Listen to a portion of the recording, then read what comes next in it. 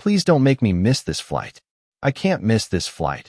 The woman's voice trembles, barely rising above the constant hum of Gate 23 as rolling suitcases click across polished floors and boarding announcements echo overhead.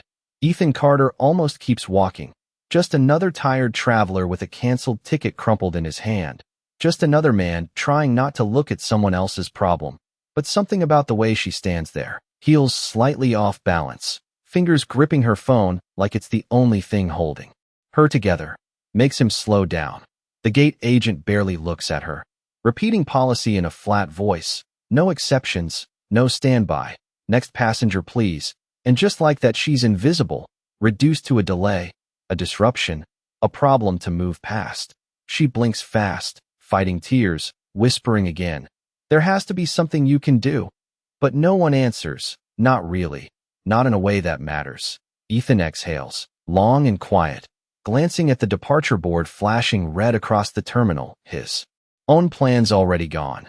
Nothing left to lose except the little bit of distance he keeps between himself and moments like this. He steps forward before he can talk himself out of it. Hey, he says, calm but firm, placing himself just enough between her and the counter. She's with me. The words surprising even him. The agent pauses, annoyed, eyes flicking to Ethan's worn jacket. Then to the wrinkled ticket he slides across the counter. That flight's closed, she says, but Ethan doesn't move.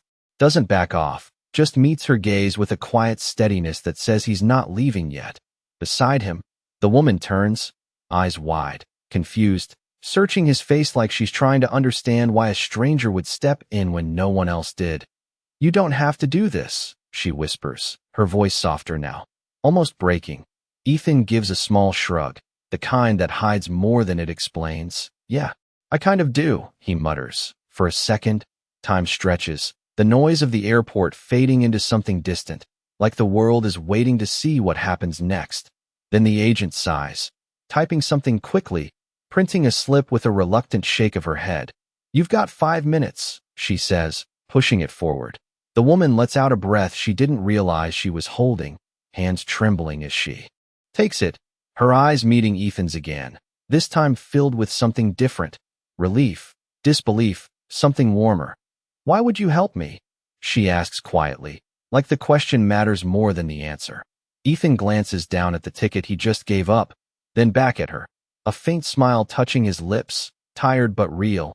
Because no one helped me, he says, simple as that. She swallows, holding onto that sentence like it means something bigger than the moment, like it's something she won't forget. A boarding call cuts through the air, urgent now, final. She hesitates, like she wants to say more, like there's something unfinished between them. But then she turns, stepping toward the gate, disappearing into the line of passengers moving forward without looking back. Ethan stays where he is, watching until she's gone. The space beside him suddenly quieter, emptier. He stuffs his hands into his pockets, already turning away, already telling himself it was nothing, just a moment, just a choice, just something anyone would have done. Even though deep down he knows that isn't true. Above him, the massive LED screen flickers, shifting from flight updates to breaking news, a polished anchor's voice cutting clean through the noise. Welcome back, Olivia Hayes, CEO of Hayes Global. And Ethan freezes mid-step, his eyes lifting slowly as her face fills the screen. Composed, powerful, unrecognizable, and yet unmistakably the same woman who had been standing beside him just minutes ago, crying like the world was falling apart. The screen keeps playing her name over and over. Olivia Hayes, the letters sharp and undeniable, and Ethan just stands there. The noise of the airport rushing back all at once, louder than before, like the world is suddenly moving too fast. He blinks, once, twice, trying to match the composed woman on the screen with the one who had been shaking beside him minutes ago, the one who whispered please like everything depended on it. It does not make sense, not at first, not until he replays every second in his head. The way she avoided eye contact with the agent, the way her hands trembled not just from panic, but from something deeper, something hidden. No way, he mutters under his breath, almost a laugh, except there is nothing funny about it. Around him, a few people start noticing the screen, murmurs ripple through the gate. Someone says her name again with recognition, with awe. like it belongs to a different world entirely. Ethan looks down at his empty hands, at the absence of the ticket he gave away, and for a brief second, a strange thought crosses his mind. Not regret, not exactly, but something close to disbelief at how easily that moment slipped through his fingers. He shakes it off, running a hand through his hair, already turning toward the exit like he always does, like leaving is easier than staying, and wondering what could have been. Outside the terminal, the late afternoon sun hits harder than he expects, warm against the cool air, planes roaring overhead as they take off one by one, each one carrying someone somewhere they need to be. Ethan walks past rows of parked cars, past people greeting loved ones, past drivers holding up signs with names that matter, names that get picked up, and for a second, he wonders what it would feel like to be one of those names. His phone buzzes in his pocket, a reminder of everything waiting for him, or rather everything that is not. Bills, missed calls, another polite rejection email that starts with "Thank you for your interest." He does not open it. Not yet. Instead, he pulls out the small folded slip he almost forgot, the backup copy of his canceled ticket, creased and worn, something he kept out of habit more than hope. He stares at it, thumb brushing over the printed letters, then exhales slowly. Just a moment, he tells himself, like that is all it was, just a moment that does not change anything. But somewhere across the city, inside a quiet black car gliding through traffic, Olivia sits perfectly still, the chaos of the airport replaced by silence, her reflection steady in the tinted window, except her hands, still holding the memory of that interaction like it has weight. Her assistant sits across from her, tablet ready, voice careful. Your schedule is already tight tonight. We need to head straight to the board meeting, but Olivia does not respond right away. Instead, she reaches into her coat pocket and pulls out something small, something almost forgotten. The corner of a worn ticket Ethan had handed over without hesitation, her fingers tracing its edges like it is more valuable than anything waiting for her in that meeting. She lifts her eyes. Calm now, but with a quiet intensity that shifts the entire space. Delay it, she says simply. Her assistant hesitates, surprised. Delay the board meeting? Olivia nods once, decisive. Find him first, she adds, her voice softer but certain, like she has already made the only decision that matters. And for the first time that day, the most powerful woman in the room is not thinking about deals or numbers or power. She is thinking about a man at gate 23 who did not know who she was and helped her anyway. The city moves fast, but not fast enough for Olivia's thoughts as the car slices through late afternoon traffic, buildings reflecting across the glass like shifting mirrors, each one reminding her of the world she controls and the moment she could not. She leans back slightly, eyes fixed ahead, but her mind keeps returning to gate 23, to the way his voice sounded calm when everything around her felt like it was falling apart, to the way he did not hesitate, not even for a second. Her assistant taps quickly on the tablet, pulling up security feeds, passenger logs, anything that might trace back to him. We are checking all outbound flights and ticket transfers, she says carefully, but Olivia barely nods, her attention caught on something else entirely, something quieter. She turns the worn ticket over in her hand again, the edges soft, the ink slightly faded, nothing about it impressive, nothing about it powerful, and yet it feels heavier than the contracts waiting for her signature. Tonight, he gave this up without asking who I was, she murmurs, almost to herself, and for a moment the car falls silent, as if even the driver senses the shift. Across town, Ethan pushes open the door to his small apartment, the familiar creak greeting him like an old habit he cannot break. The room dim except for the late sunlight cutting through half-closed blinds, dust floating in the air like it has nowhere else to go. He drops his keys onto the counter, the sound echoing louder than it should, then exhales, long and tired, the kind that carries more than just a long day. He sets his phone down without checking it, kicks off his shoes, and for a second just stands there, staring at nothing, like he is trying to reset himself back into a life that suddenly feels unchanged and yet somehow different. The television flickers on when he grabs the remote, more out of habit than interest, the volume low, just enough to fill the silence. And within seconds the same face appears again, composed, confident, a completely different version of the woman he met, her voice steady as she answers questions about market expansions and global partnerships. Ethan leans against the wall, arms crossed, watching without meaning to, trying to reconcile. The image on the screen with the memory in his head, the trembling voice, the fragile moment that now feels almost unreal. Olivia Hayes, he says quietly, testing the name like it belongs to someone else, someone far removed from his world. On the screen, she pauses for a fraction of a second during an interview, just long enough that only someone paying close attention would notice. And Ethan finds himself wondering if she is thinking about the same moment, the same gate, the same exchange. That lasted less than 10 minutes but refuses to leave his mind. He shakes his head slightly, pushing himself away from the wall. It was nothing, he says under his breath, like repeating it will make it true, like it will put everything back in place. But as he moves to turn off the television, his eyes catch the corner of the screen where her hand briefly comes into view, holding something small, something familiar, and for a split second he recognizes the shape of it, the crease, the fold. The exact same ticket he handed over without a second thought, and his hand freezes mid-motion. The room's suddenly too quiet again, because now it does not feel like nothing anymore, not even close. The room feels smaller now, like the walls have quietly shifted while Ethan was not paying attention, and he lowers himself onto the edge of the couch without taking his eyes off the screen. The image of Olivia steady and controlled, nothing like the woman who had looked at him as if he was the only thing standing between her and losing everything. His mind keeps circling back, replaying her question, "Why would you help me?" and his answer, simple, unpolished, something he never thought twice about, but now it echoes differently, heavier, like it landed somewhere it was not supposed to. He reaches for the remote but does not press the button, not yet.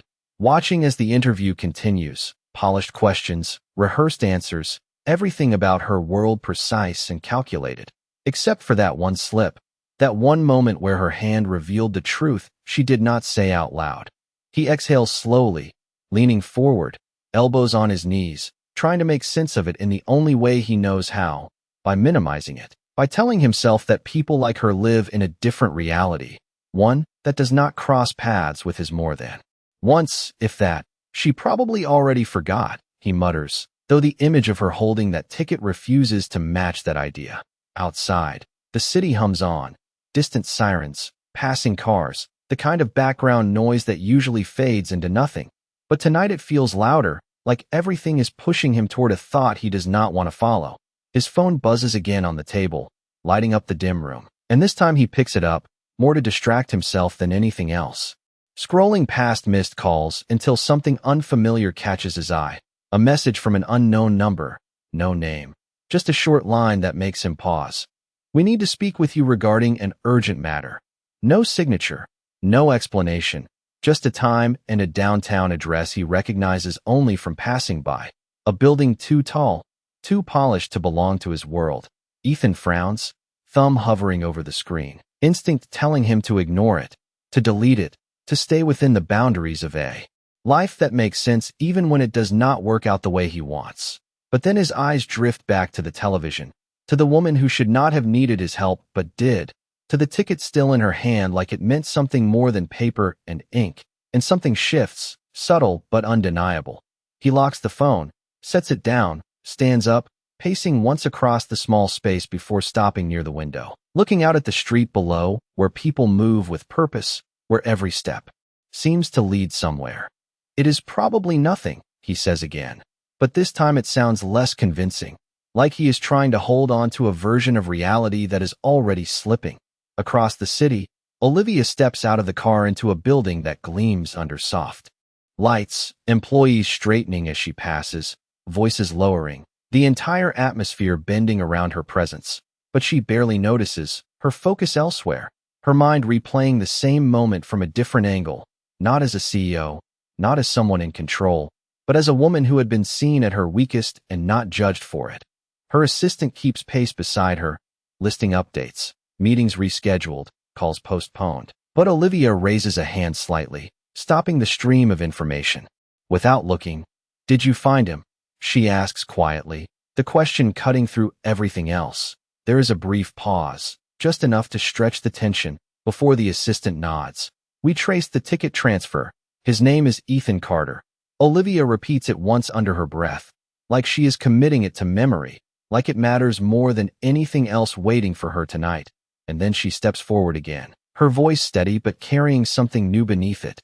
Set the meeting, she says, not as a suggestion, not as a request, but as a decision that is already moving into motion. While miles away, Ethan stands in his small apartment staring at a message he has not answered yet, not knowing that the next choice he makes will pull him into a world he never planned to enter. The message stays on his screen longer than it should, the words simple but heavy, like they are asking more than they explain, and Ethan runs a hand across his face, feeling the weight of a day that refuses to end the way it started.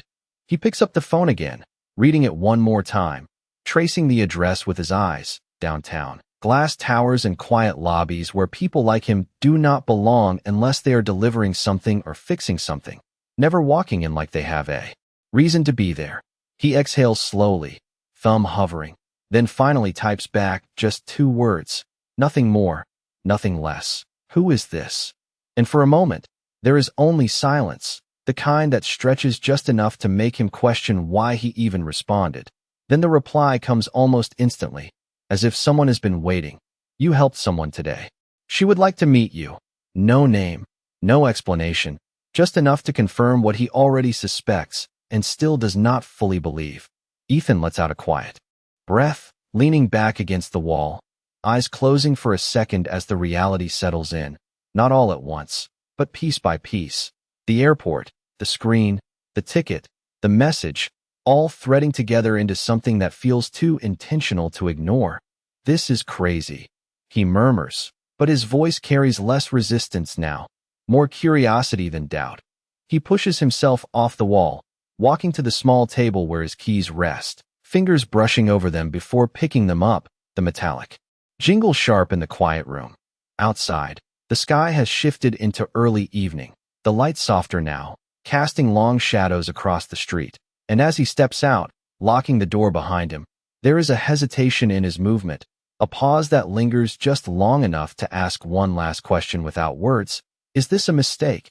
But then he starts walking, because standing still does not answer anything. The drive downtown feels longer than usual, every traffic light stretching time, every passing building reminding him how far removed his life is from the world he is heading toward, until finally the skyline rises around him, tall and reflective, the kind of place where everything looks polished, controlled, intentional. He parks a block away, not wanting to pull into the front like he belongs, and walks the rest of the distance, hands in his pockets, eyes lifting slowly as the building comes into full view, glass and steel reaching up into the fading sky. For a moment, he just stands there, taking it in, feeling the quiet pressure of stepping into something unknown. Inside, the lobby is exactly what he expected, and somehow more. Floors gleaming, voices low, people moving with purpose. And when he approaches the front desk, the receptionist looks up with a polite, measured smile. "Can I help you?" she asks, her tone professional but distant. Ethan hesitates for half a second before answering. "I got a message. I think I am supposed to be here." And for a brief moment, he expects confusion, dismissal, the kind of reaction he is used to in places like this. But instead her expression shifts slightly, recognition flickering behind her eyes as she checks something on her screen. "Mr. Carter," she says, and hearing his name here, in this place, feels strange, like it does not quite fit. She stands, gesturing toward a set of private elevators behind her. "They are expecting you." And just like that, the door that should not open for him does. Across the building, several floors above, Olivia stands near the window of a quiet office, the city stretching out beneath her, lights beginning to flicker on one by one. And for the first time all day, she is not thinking about numbers or strategies or expectations. She is thinking about a man who chose kindness without context, without advantage, without knowing who she was. Her assistant steps in quietly, breaking the stillness just enough. "He is here," she says, and Olivia does not turn right away, her reflection steady in the glass, her hand still holding the worn ticket like a reminder of something real in a world that often feels anything but. Then she exhales softly, a small shift in her posture, and finally turns, her voice calm but carrying a quiet certainty. "Send him up," she says, as somewhere below, the elevator doors close around Ethan, lifting him into a moment that is about to change everything. The elevator hums softly as it rises, each passing floor marked by a quiet chime that feels louder than it should, and Ethan stands still, hands loosely at his sides, eyes fixed on the reflective metal doors in front of him, catching a faint image of himself that looks slightly out of place, like he stepped into the wrong frame. He shifts his weight once, exhaling slowly, telling himself to stay grounded, that this is just a meeting, just a conversation, nothing more, even though everything about the moment feels like it carries more weight than that. The doors slide open with a smooth precision, revealing a hallway that stretches forward in clean lines and soft lighting, the kind of space where every detail feels intentional, controlled, nothing left to chance. A woman in a tailored suit waits just outside, offering a polite nod. "Mr. Carter, this way please," her voice calm, practiced, and Ethan follows without questioning, his footsteps quiet against the polished floor, each step pulling him further into a world that feels both distant and sharply real at the same time. They pass glass walls and open offices where people work with focused intensity, conversations low, movements efficient, and for a brief moment, he wonders what it would feel like to belong here, to move with that same certainty, that same sense of purpose. They stop in front of a large door, simple in design, but somehow more imposing than anything else he has seen so far, and the woman pauses, giving him a brief glance that carries a hint of something unreadable before she gently pushes it open. Inside, the space is quieter, the city visible through wide windows stretching across the far wall, lights beginning to glow as evening settles in, and standing near that window is Olivia, her back turned slightly, posture straight, composed in a way that matches everything he saw on the screen and yet feels different now that he is here. For a moment, Ethan does not move, the reality of the situation settling in fully for the first time. This is not a coincidence, not a misunderstanding. This is real. Olivia turns slowly, her gaze finding him immediately, and there is a brief pause, just a second where neither of them speaks, where the memory of Gate 23 hangs between them like an unspoken question. Then she steps forward, closing the distance with calm, measured steps, her expression softer than it was in front of the cameras, something more human beneath the surface. "You came," she says quietly, and there is a hint of something in her voice that does not match the image the world sees, something closer to relief than expectation. Ethan gives a small nod, his voice steady but careful. "I was not sure if I should," he admits, because honesty feels like the only thing that fits. Here, Olivia lets out a faint breath, almost a small smile, as if she understands more than he said out loud. And for a moment the room feels less formal, less distant. She lifts her hand slightly, revealing the worn ticket still between her fingers, the same one he gave without hesitation, and holds it out just enough for him to see clearly. "Most people would not have done that," she says, her eyes meeting his again, searching, not judging, and Ethan glances at the ticket, then back at her, shrugging lightly. "Most people probably had something to lose," he replies, the words simple but carrying the truth of everything behind them. Olivia studies him for a second longer, like she is measuring something beyond his words, something in the way he stands, the way he answers without trying to impress or explain too much. Then she steps closer, placing the ticket gently on the table beside them, not letting it out of sight, as if it still matters in this space filled with far more valuable things. "I asked you here because I needed to understand something," she says, her voice steady but softer now, less like a command and more like a question she has not been able to answer on her own. Ethan tilts his head slightly, waiting, not interrupting, and Olivia takes a small breath, her gaze holding his. "Why did that moment feel more real than everything else I deal with every day?" she says, and for the first time since he walked in, it is clear that this meeting is not about power or status or repayment.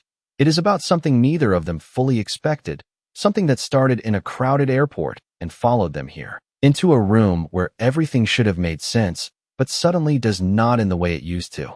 The question lingers in the air longer than either of them expects, quiet but heavy, and Ethan does not answer right away, Not because he does not have one, but because he is not used to anyone asking him something that actually matters. He shifts his gaze briefly toward the window, the city lights stretching out below like 1,000 separate stories, each one moving in its own direction, then back to her, steady, grounded.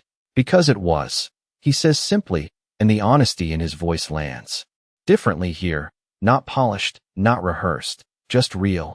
Olivia studies him again, her expression softening in a way that does not belong in boardrooms or interviews, like she is hearing something she has not heard in a long time, or maybe something she forgot how to recognize. People do things for a reason, she says quietly, almost more to herself than to him. Connections, leverage, expectations, her words measured. Familiar, the language of her world. But you did not even ask my name. And there is something almost incredulous in the way she says it, like that detail refuses to fit into everything else she knows. Ethan lets out a faint breath, a hint of a smile that does not quite reach amusement. Did it matter? He asks, not challenging, just curious in a way that feels balanced. Between them, Olivia pauses at that, the question catching somewhere deeper than expected, because for once, she does not have an immediate answer, and the silence that follows is not uncomfortable, just honest. She walks a few steps toward the window again, glancing out at the skyline, then back at him. It always matters where I come from, she says, her voice steady but carrying a subtle weight. Who I am changes how people treat me before I even say a word. And for a second, the power in her position feels less like an advantage and more like a barrier she cannot step around. Ethan nods slowly, understanding more than he lets on, because his world works the same way, just from the opposite side. Yeah, he says, it kind of does, then after a beat, but not for everything. And the way he says it is quiet, but certain, like he has lived through enough to know the difference. Olivia turns fully toward him now, something shifting again, something softer but also clearer, like a decision forming in real time. That is why I asked you here, she says, stepping closer, closing the space that once felt defined by status and now feels defined by something else entirely. Not just to thank you, she adds, and the word thank you feels smaller than what she means, but to offer you something. And there it is, the part Ethan expected from the moment he walked in, the part that makes sense in her world, the part where everything becomes transactional again. He exhales quietly, his posture changing just slightly, not defensive, but cautious. You do not owe me anything, he says, the words steady, not dismissive, just clear, because that matters to him, more than whatever comes next. Olivia watches him carefully, noticing the shift, the boundary he just set without raising his voice. And for a second she almost smiles, not because it surprises her, but because it confirms what she already sensed, that he is not here for what most people would be. I know, she replies, her tone calm, matching his. This is not about debt, and she gestures lightly toward the table where the ticket rests, still visible, still present. This is about value, she continues, choosing her words with more intention now.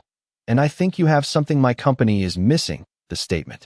Hanging between them, not exaggerated, not dramatic, just direct in a way that feels unfamiliar in a room like this.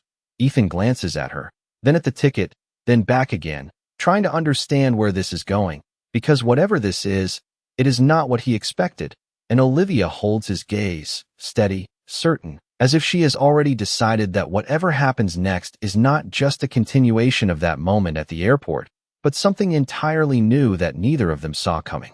The words settle between them with a quiet weight, not dramatic, not overwhelming, just enough to shift the air in the room, and Ethan studies her carefully now, not as the woman from the airport, not as the CEO on the screen, but as someone trying to say something real in a place built on strategy. What kind of value? He asks, his voice calm but grounded. Because if this is going somewhere, he needs to understand it on his terms, not hers. Olivia does not rush to answer, her gaze steady, thoughtful, like she is choosing honesty over presentation for once. The kind you cannot train, she says, her tone softer than before. The kind that shows up when there is nothing to gain. And as she speaks, her eyes flick briefly to the ticket on the table, a silent reference to the moment that started all of this. Ethan follows that glance, then looks back at her, a faint crease forming between his brows. You think one moment proves that, he says, not dismissive, just cautious, because his life has taught him that moments pass and people move on. Olivia takes a step closer, not closing the distance entirely, but enough to make the conversation feel more direct, more personal. No, she replies, shaking her head slightly. I think one moment reveals something that is already there, and the way she says it carries a quiet certainty, like she has spent years surrounded by people who know how to perform, how to calculate, how to gain, and she is no longer interested in any of that. Ethan exhales softly, looking down for a second as if weighing something internal, then back up, meeting her gaze again. And what exactly are you offering? He asks, because that part still matters, even if everything else feels different. Olivia nods once, as if she expected that question, then gestures toward a chair near the table, not as a command, but as an invitation, and when he sits, she remains standing for a moment before slowly taking the seat across from him, leveling the space between them in a subtle but intentional way. A position, she says, straightforward, one that does not exist yet. And there is no hesitation in her voice, no doubt, just clarity. I want someone inside my company who understands people without needing a title to define them. She continues, her eyes steady on his. Someone who can see what I cannot from where I stand. And the offer lands differently than Ethan expected, not as a reward, not as a transaction, but as something that feels unfinished, undefined. He leans back slightly, processing it. The edges of the idea still unclear. You are asking me to walk into a place I do not belong and somehow fix something you cannot even name, he says, and there is a trace of disbelief there, not at her, but at the situation itself. Olivia almost smiles at that, not amused, but understanding. I am asking you to bring what you already have, she corrects gently, and let it exist in a place that needs it. And for a moment, neither of them speaks, the quiet stretching again, not uncomfortable, just filled with something unspoken. Ethan's eyes drift once more to the ticket on the table, the simple piece of paper that somehow led him here, into a conversation that does not fit into anything he planned, and he lets out a slow breath. And what happens when I do not fit? He asks, because that question matters more than the offer itself. Olivia does not look away, does not hesitate. Then we figure it out, she says, her voice steady, not as a reassurance, but as a truth she is willing to stand behind. And in that moment, the distance between their worlds feels smaller than it did before, not because it disappeared, but because for the first time, neither of them is pretending it does not exist. And as the city lights glow brighter outside the window, reflecting against the glass, the choice in front of Ethan is no longer just about a job, or a favor, or a single moment at an airport. It is about stepping into something unknown and deciding whether the person he is, without titles or status, is enough to stand in a world that has always measured worth differently. The silence stretches just long enough to make the decision feel real, not rushed, not forced, and Ethan leans forward slightly, resting his hands together as if grounding himself in something solid before he answers. You are asking me to trust something I cannot see yet, he says, his voice calm, but carrying a quiet weight. Because this is not just about stepping into her world, it is about stepping away from the one he understands. Even if that world has not given him much in return. Olivia nods once, not denying it, not softening it, just acknowledging the truth of what he said. Yes, she replies simply, and there is something about the way she does not try to convince him further that makes the moment feel more honest, not less. Ethan exhales slowly, glancing again at the ticket on the table, the same piece of paper that has now become something more than it should be, a symbol of a decision made without thinking, and now a reminder of a choice he cannot make the same way. I spent the last few years trying to build something that made sense, he says, his gaze drifting briefly to the window, to the city that feels both familiar and distant at the same time. A career, a direction, something stable, and there is no bitterness in his voice, just a quiet recognition of how things turned out. And it did not work, he adds, not as a complaint, but as a fact. Olivia listens without interrupting, her posture steady, her attention fully on him, not on the role he might fill, but on the person in front of her, and that difference matters more than anything she has offered so far. So now you are asking me to walk into something that does not have a shape yet. Ethan continues, his tone thoughtful, not resistant, just careful, and trust that it will mean something. And he looks back at her then, meeting her gaze directly, because this part matters, not just to you, but to me. And the room falls quiet again, the kind of quiet that does not need to be filled. Right away, Olivia takes a small breath, her expression soft but certain. I am not asking you to have all the answers today, she says, her voice steady. I am asking you to consider that maybe what did not work before was not because you lacked direction, but because you were in the wrong place to use what you already have. And the way she says it is not persuasive.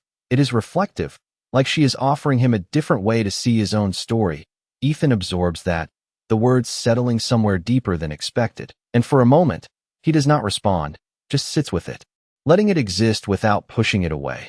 Then he leans back slightly, running a hand along the back of his neck, a quiet habit when he is thinking through something that matters more than it should. And what happens if I say no? He asks finally, not as a challenge, but as a necessary question, because every choice needs that other side to be real. Olivia does not hesitate, her answer immediate, grounded. Then nothing changes. She says, and there is no pressure in her tone, no attempt to steer him, just clarity. You walk out of here, and your life continues exactly as it was before. And for a second, that sounds simple, almost easy, until the weight of what that means settles in. The return to a life that no longer feels quite the same after everything that just happened.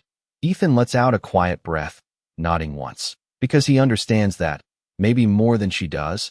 And if I say yes, he asks, his voice lower now, not uncertain, but aware of the shift that answer would bring. Olivia holds his gaze, steady, unwavering. Then we build something neither of us has seen before, she says, and there is no exaggeration in her words, just a quiet confidence that feels different from the kind of certainty she shows the world. And we find out if that moment at the airport was just a coincidence, or the beginning of something that actually matters. And as the words settle between them, the choice no longer feels like a simple decision, but like a line drawn between two versions of a life, one known, one uncertain, and Ethan sits there, right at the edge of it, realizing that whatever he says next will not just answer her question, it will define everything that comes after. The question hangs between them like a quiet threshold, and Ethan does not rush to cross it, his eyes resting on the city beyond the glass as if it might offer an answer that has nothing to do with words. He takes a slow breath, feeling the weight of everything that led him here, not just the moment at the airport, but the years before it, the plans that did not work, the paths that closed one by one until all that remained was uncertainty. I do not think that moment was random, he says finally, his voice steady, not loud, but clear in a way that does not need emphasis. And Olivia watches him closely, not interrupting, not reacting too quickly, just letting him arrive at whatever he is about to say next. He shifts slightly in his seat, leaning forward just enough to show that this is not a casual answer. But I also do not think it means what you think it means, he adds, his tone thoughtful, not rejecting, just honest. Olivia tilts her head a fraction, curiosity flickering beneath her calm expression, because she expected hesitation, but not this kind of response. What do you think it means? She asks quietly, and the question feels less like a test and more like an invitation to something deeper. Ethan glances at the ticket again, then back at her. I think it means you needed someone in that moment who did not see you as anything other than a person, he says, and there is no judgment in his voice, just clarity. And I happened to be there. He finishes, as if grounding the moment back into something simple, something that does not need to be elevated into something bigger than it was. Olivia absorbs that, her gaze steady, her expression shifting almost imperceptibly as she considers his perspective, not dismissing it, but not fully accepting it either, because something in her tells her it is more than that. And you do not think that matters beyond that moment, she asks, her voice softer now, not challenging, just searching. Ethan exhales slowly, a faint smile, touching his lips, not out of amusement, but recognition of how complicated this has become. I think it matters, he says, just not in the way you are trying to turn it into something structured. And the word structured carries a subtle weight. quiet reference to everything her world represents. Olivia looks down briefly, her fingers brushing against the edge of the ticket on the table, as if grounding herself in something tangible before looking back up. "You think I am trying to control it," she says, not defensive, just aware. Ethan nods once, not hesitating. "I think you are used to making things make sense," he replies, "even when they are not supposed to." And the honesty in his tone lands gently, not as criticism, but as something closer to understanding. For a moment, the room falls into a different kind of silence, one that shifts the dynamic between them, not CEO and outsider, not power and distance, but two people trying to understand something that does not fit into either of their worlds the way they expect. Olivia straightens slightly, her posture returning, not as a defense, but as a recalibration. "And you are not," she says, and there is a faint hint of something almost like admiration in her voice.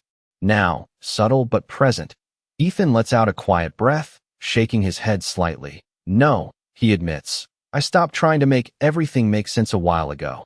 And there is something in that admission that carries more weight than anything he has said so far, something honest and unguarded that does not ask for approval. Olivia studies him for a long second, then slowly nods, as if accepting that difference rather than trying to change it. And when she speaks again, her voice is calmer, more grounded. "Then maybe that is exactly why I need you here," she says, and this time, the offer does not feel like a position or a role or a solution. It feels like an opening, something undefined but intentional. Ethan looks at her, really looks at her now, not the title, not the power, but the person who stood at a gate asking for help. And for the first time since he walked into the building, the tension in his shoulders eases slightly, not because the decision is easy, but because it is finally clear what it is really about. And as the city lights continue to flicker outside, reflecting against the glass, the choice in front of him shifts again, no longer about stepping into her world, but about whether he is willing to let something unexpected become part of his own. The shift in the room is subtle but undeniable, like something unspoken has finally been acknowledged, and Ethan leans back slightly, his posture no longer guarded in the same way, not because the decision is made, but because the weight of it feels clearer now. He runs a hand along his jaw, thinking, not rushing, because this is the kind of moment that does not come twice, and he knows it. "If I say yes," he begins slowly, his voice steady, "it cannot be because of what happened at the airport." And his eyes meet hers directly, not challenging, just firm, because that boundary matters to him. Olivia does not interrupt, does not argue. She simply listens, her expression calm but attentive, as if this part of the conversation is just as important as the offer itself. "It has to be because I believe there is something real here," he continues, gesturing lightly between them, then around the room, the company, the idea she is presenting, something that makes sense beyond that one moment. And the way he says it carries a quiet determination, not defensive, not hesitant, just grounded. Olivia nods once, understanding exactly what he is asking for. Not validation, not reassurance, but authenticity, something she rarely has to prove, yet now finds herself wanting to. "Then do not say yes because of that moment," she replies, her voice even, matching his clarity. "Say yes because you see something worth building." And for a second, the words settle between them like a shared understanding rather than a negotiation. Ethan exhales slowly, looking down at the table again, at the ticket that somehow still anchors everything back to where it started, then back up at her. "And if I do not see it yet?" he asks, because that honesty matters more than pretending certainty he does not have. Olivia's gaze softens slightly, not with disappointment, but with something closer to patience. "Then take time," she says, her tone steady, not urgent. "This is not a decision you rush." And there is something about the way she says it that removes the pressure entirely, leaving only the choice itself. Ethan studies her for a moment, as if trying to understand why she is not pushing harder, why she is not closing the deal the way someone in her position would normally do. And that realization lands quietly, because this is not a deal, not in the way he expected. "You are not worried I will walk out and not come back," he says, a faint hint of curiosity in his voice. And Olivia almost smiles, a small, restrained expression that feels more personal than anything she has shown so far. If you walk out and do not come back, she says, then this was never meant to be more than what it was. And there is no fear in her tone, just acceptance. A confidence that does not rely on control. Ethan nods slowly, absorbing that. Because it changes something, it shifts the entire dynamic from expectation to possibility. And for the first time, the decision feels like it belongs entirely to him. He stands up then, not abruptly, just with a quiet finality, stepping away from the chair and moving toward the window, looking out at the city again, the lights brighter now, the streets alive with motion, every person below moving through their own choices, their own turning points. I need to think, he says after a moment, not looking back immediately, because saying it out loud makes it real. Olivia remains where she is, watching him, not stopping him, not trying to change his mind in this moment, just letting it unfold the way it needs to. Take all the time you need, she replies, her voice calm, carrying no trace of urgency, only certainty that whatever answer comes will be the right one for him, not for her. Ethan turns back then, his expression thoughtful, not distant, just processing everything that has shifted in the last few hours, and for a brief second, their eyes meet again, not as strangers, not as opposites, but as two people standing at the edge of something neither fully understands yet. He glances once more at the ticket on the table, then back at her, as if committing the moment to memory before stepping toward the door, knowing that whatever comes next will not erase what already happened, but will decide what it becomes. The door closes softly behind Ethan, the quiet click echoing longer than it should, and for a moment he just stands there in the hallway, not moving, not rushing, like stepping away from that room did not fully take him out of it. The polished floors reflect faint shadows of people passing by, conversations low and distant, but none of it quite reaches him. Not yet, because his mind is still inside, replaying every word, every pause, every look that felt more real than anything he expected to find in a place like this. He exhales slowly and starts walking, each step measured, not because he is unsure of where to go, but because he is trying to understand what just happened and what it means moving forward. The elevator ride down feels shorter this time, or maybe he just does not notice it the same way. His reflection in the mirrored walls looking back at him like a version of himself that is already slightly different, not changed entirely, but shifted just enough to feel it. When the doors open into the lobby, the noise returns, footsteps, quiet conversations, the rhythm of a world that continues whether he steps into it or not, and he walks out into the evening air without looking back. Outside, the city feels alive in a different way now, lights brighter, movement faster, like everything is urging him forward, and he slips his hands into his pockets, walking without a clear destination at first, just letting the motion settle his thoughts. He passes by people heading somewhere, talking, laughing, focused on their own lives, and for the first time in a long while, he feels like he is standing at a point where his next step is not already decided for him. His phone buzzes again, but this time he does not rush to check it, letting it vibrate once, twice, before pulling it out, the same unknown number lighting up the screen with a simple message, "Take your time." And he pauses when he reads it, something about those words landing differently now, not as pressure, not as expectation, but as space, something he has not had in a long time. He slips the phone back into his pocket, looking up at the skyline, the building he just left towering behind him, its windows reflecting the city back onto itself. And somewhere up there, Olivia is still standing in that room, waiting. Without waiting, holding on to a moment that neither of them fully understands yet. Miles above the street, she stands exactly where he left her, the quiet office unchanged except for the absence of his presence, and she walks slowly back toward the table, her fingers brushing lightly over the surface before picking up the ticket again, holding it between her hands like it carries something more than memory. She glances toward the door, not expecting him to return, not hoping in a way that creates pressure, just acknowledging that something shifted and now it has to find its own direction. Her assistant steps in quietly, hesitating for a moment before speaking. "Should I prepare the contract?" she asks, her tone careful, already thinking ahead in the way she has been trained to do. But Olivia shakes her head gently, a small movement that changes everything about the next step. "No," she says, her voice calm, certain, "not yet." Because this is not something she can define with terms or structure. Not this time. She sets the ticket back down, not as something finished, but as something ongoing, something that has not reached its conclusion. Back on the street, Ethan slows his pace as he reaches a quiet corner, the noise of the city fading just enough for him to hear his own thoughts clearly, and he leans against a lamppost for a moment, looking out at the passing traffic, the steady movement of headlights cutting through the dark.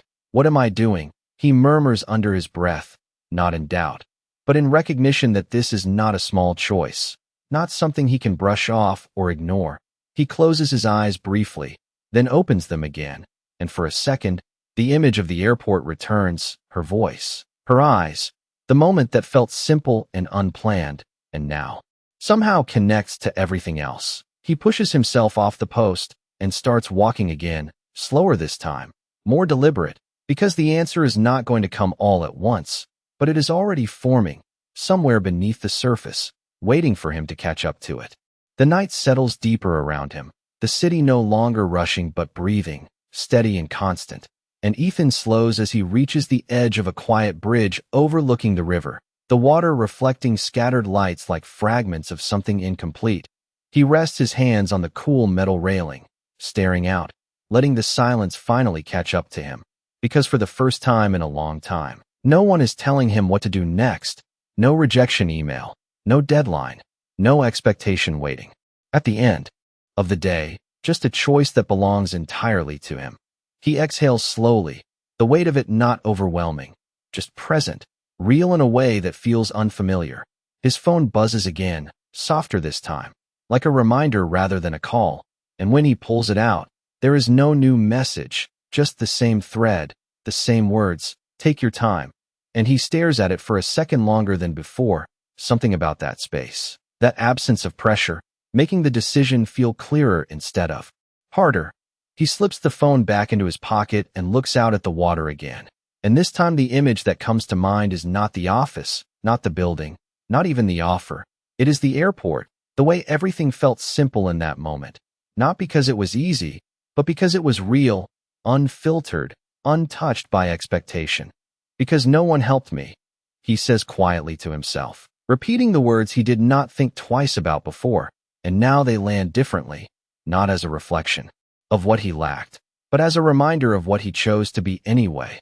Across the city, high above the streets, Olivia stands in the same office, the lights dimmed slightly now, the building quieter as the day fades into night, and she remains by the window, not working, not moving on, just standing in the stillness that rarely exists in her world. The ticket rests on the table behind her, untouched, but not forgotten. Its presence enough. She closes her eyes for a brief moment, then opens them. Again, her reflection steady in the glass, and for the first time in a long while, she is not thinking about outcomes, not calculating the next move, just allowing something uncertain to exist without trying to define it.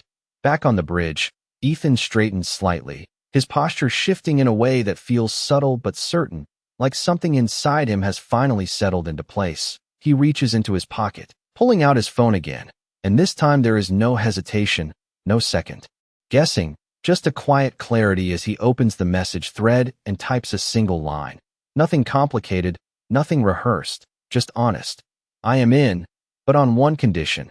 And he pauses for half a second before hitting send, not because he is unsure, but because he knows that this moment, simple as it looks, is the beginning of something he cannot fully see yet.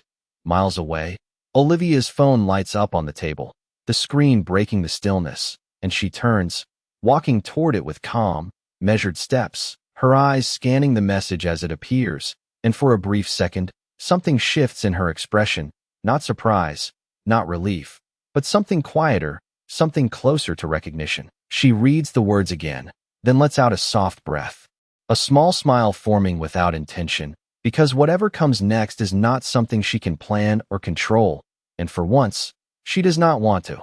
The city continues moving outside, lights flickering, people crossing paths without knowing it, and somewhere between a crowded airport and a quiet bridge, two lives that should not have intersected have found a point where everything changes, not all at once, not perfectly, but enough to begin.